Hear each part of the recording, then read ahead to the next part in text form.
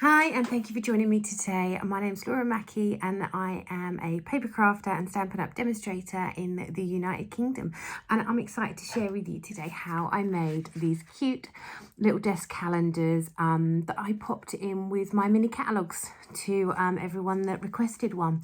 I've made loads, and they're so fun. They're not hard to make, and I wanted to do a quick little video today to share with you how I made them. So let's carry on. Or crack up. So these are the calendars. I have used the Celebration stamp set Adorable Owls, which you can earn for £45 during Celebration.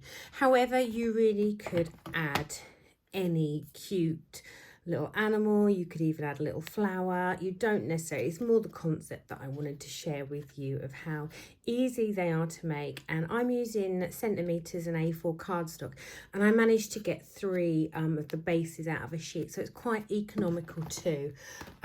So they're not too costly, which I always think is even better. So let me share with you what you will need. So this is the base. The base measures 9.9 by 20, and then I've scored it in half at 10 centimeters. Now the idea it's 9.9 is so you then get the 3 out of a sheet of cardstock. We have then got this will be the concertina piece, which will concertina up like that, which will go to stop it falling completely like flat on its face. Which is 9.9 by 9.9, 9.9 by 9.9, and then it's scored at 2.5, 5, and 7.5. So that is your little scored piece. You will then also need a piece of basic black, or you could choose obviously alternate colours, 9.5 by 9.5, and that pops on there. Basic white, 9 by 9, and that's going to pop on there. That's going to be the piece that I have stamped a little piece on there, and the calendar tab gets popped on. Now I felt the calendar felt a little bit lost just going straight on there, so I have mounted it on to another piece. Now these ones I got off of Amazon, and I needed a piece here 5.2 by 7.7, but I do know these calendar tabs can vary a little bit in size. So, I mean, I've done it that it just, I think it's about 4mm larger all the way around. Just a little neat black frame, which then sort of helps the calendar kind of pop. So the sentiment I've used is enjoy all the little moments, which I thought it's kind of apt for all the year, because sometimes we do have bad days and we can look at our calendars and go, you know what, it's a bad day, but let's learn from it and move on. And that actually comes from the Easter Bunny stamp set, which again is another new one. And it's there, enjoy all the moments. It's a new day is always quite apt too, but you will probably have something in your stash. So but those are the stamp sets for anyone that may want the ones that I've used, which I link all the details in the little description box below. Couldn't resist. Anyone that follows me knows I love a little bit of linen thread, a little bow and stuff. And I kept it quite neutral. I've used Pool Party for its eyes and the bow on this one, and just because I didn't want it to be too of a prominent colour when it's going into other people's homes, I wanted it to be quite soft and delicate. And I'm a bit of a sucker. I do like a bit of Pool Party. It's quite a nice sort of an Erdeniel colour, isn't it? So that is that. I'm also going to share with you how I coloured the owl. So let's mount up. So to mount up the calendar to the basic black piece, just going to pop that on there with glue. Now you can stick it on with dimensionals, but I actually stuck this next bit on with dimensionals, and I actually used some of the adhesive sheets because they're nice and chunky and firm, and I just cut it up. So I had pieces like this.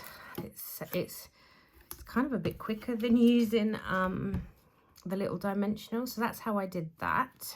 I'm going to pop this on. Again with a bit of glue, because I just like to have a little bit of wiggle room. Sometimes I use the Seal Plus a lot, but for little projects like this is my friend. To stamp the sentiment, because I was doing so many, I actually set up my Stamparatus. And you can see there I've done a little line round, and so I knew that every single calendar was stamped in the same position.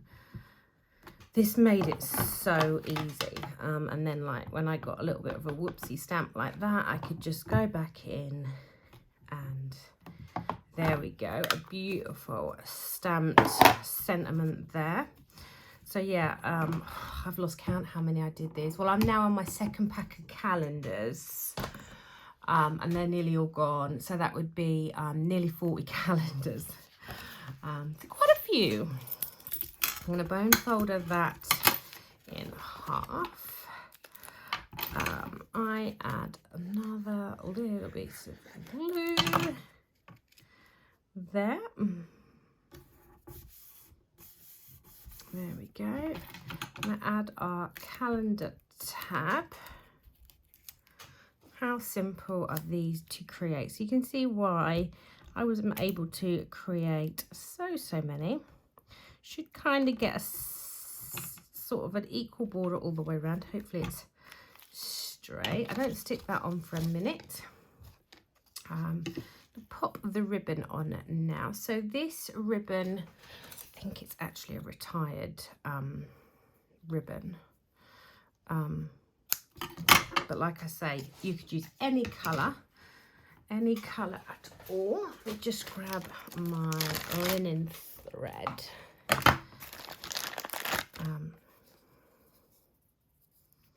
Just going to try a bow. Ooh, got my finger caught in there. Anyone that's been following me and watching my videos, you'll see I've got nails again.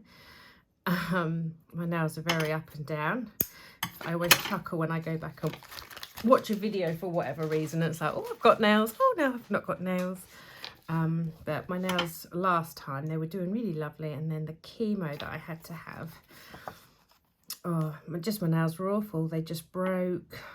Horrendous. But they seem to be coming back, so that's good. Just going to staple that in place. So again, really quick, because you want, especially for me when I was creating so many, I wanted it to be quite quick and simple. Now you could leave it like that because it is basically in effect a tent fold card, but I actually added a little piece inside, so this scored piece, and that will then just stop the calendar. It'll be a little bit more sturdy if I can get any glue to come out. It'll be a little bit more sturdy, and it will stop the calendar falling flat on its face. Basically, it'll be a little bit more firm. So I just popped that on the bottom there, lined it up with the base of the calendar, and then over we go. Just smooth that there. So then you can see, ta-da, so it sits there like that. And then I'm just going to share with you, you can, if you're not colouring an owl, feel free to stop now and not watch anymore. I've got these two stamps mounted up, and I've kind of done an equal measure of the both. As you can see, I've still got some more to make. And I stamped them in Memento ink. So let me stamp one with you now. So good ink cup of ink. There we go. And I will just share with you how I coloured it. So I've used some orange for his feet and beak. This is light pumpkin pie, but you could use some of the other ones. I actually used petal pink, or no, pale papaya is what I actually used for some of them. His eyes are going to be again in just dark pool party. I didn't worry about using the light and the dark. Just went with the one colour. This one hasn't actually got the bow, but the bow I would then colour to match. Then I've used a light crumb cake and the light and dark crumb cake and the soft suede. So I'm just going to go ahead and lay some. This is the dark crumb cake. This is. So I'm just going to lay some dark there. And then I'm going to go in. Oh, not with that end. I never use the big end. Does anyone else use the big end of their pens? I always seem to like the finer end, the firmer end. And I'm just using circular motions over that ink, the darker, to blend it into the light. Just little circular motions. I'm bringing it into the centre. And the same there, I'm going round in little circular motions and then into this dark to really blend it into the lighter colour. So little circular motions, bringing it around. I've coloured so many of these now, I think I could colour them in my eyes. Someone commented actually, oh my god Laura, your colouring's lovely. But honestly, I'm no artist. It is literally trial, experimenting and just practice. Everyone sort of seems to get their own way of using the blends. There are some fab people out there, really artistic. I watched a video, she was using pencils.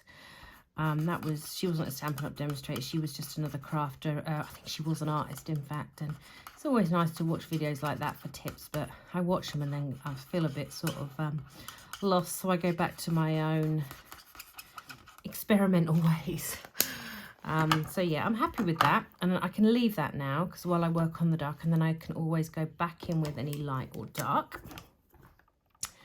So now I'm going to add some more dark, so sort of thinking about where the darker areas are going to be and where the light is hitting. You have a little bit of dark on the inside of his ear, and this sort of, I'm thinking the light's sort of coming down at him. I'm going to have a little bit of dark above his head, a little bit of dark patch in here. And then we're going to blend with the light. So same principle, over the dark, little circular motions.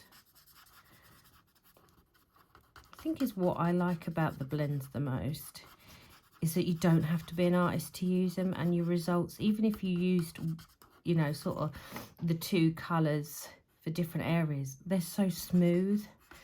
So your results, everyone's results are always really lovely because they are so smooth.